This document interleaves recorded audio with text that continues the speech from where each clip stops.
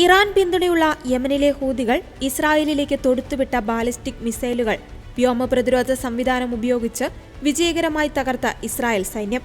Jerusalem പ്രദേശത്തും west ബാങ്കിന്റെ തെക്കൻ ജനവാസ കേന്ദ്രങ്ങളിലും ചാവുകടലിനടുത്തുള്ള സമൂഹങ്ങളിലും സൈറണുകൾ മുഴങ്ങിയിരുന്നു.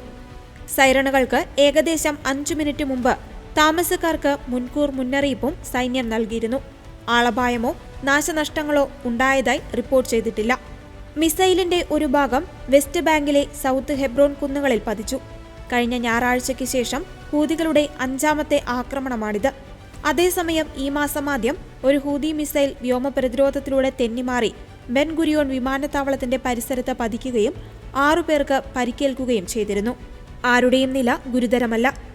ഇറാൻ പിന്തുണയുള്ള സംഘം ഇസ്രായേലിനെതിരെ ആവർത്തിച്ചുള്ള ആക്രമണങ്ങൾ നടത്തിയതിനു മറുപടിയായി യമനിലെ ഹൂതികളുടെ നിയന്ത്രണത്തിലുള്ള ഹൊദൈദ, സാലിഫ് തുറമുഖങ്ങളിലും ഇസ്രായേൽ വ്യോമസേന ആക്രമണം നടത്തി. അമേരിക്കയ്ക്ക് മരണം, ഇസ്രായേലിന് മരണമെന്ന മുദ്രാവാക്യമുയർത്തുന്ന ഹൂതികൾ ഒക്ടോബർ 7 ഹമാസ് കൂട്ടക്കൊലയ്ക്ക് 1 മാസത്തിന് ശേഷം 2023 നവംബറിലാണ് ഇസ്രായേലിനെതിരെയും പൊതുസമുദ്ര ഗതാഗതത്തിനെതിരെയും ആക്രമണം തുടങ്ങിയത്. മാർച്ച് 18 ഗാസ മുനമ്പിൽ ഹമാസിനെതിരെ ഇസ്രായേൽ ആക്രമണം പുനരാരംഭിച്ചതിന് ശേഷം യമനിലെ ഹൂതികൾ 39 ബാലിസ്റ്റിക് മിസൈലുകളും കുറഞ്ഞത് 10 ഡ്രോണുകളും ഇസ്രായേലിലേക്ക് വിക്ഷേപിച്ചിട്ടുണ്ട്.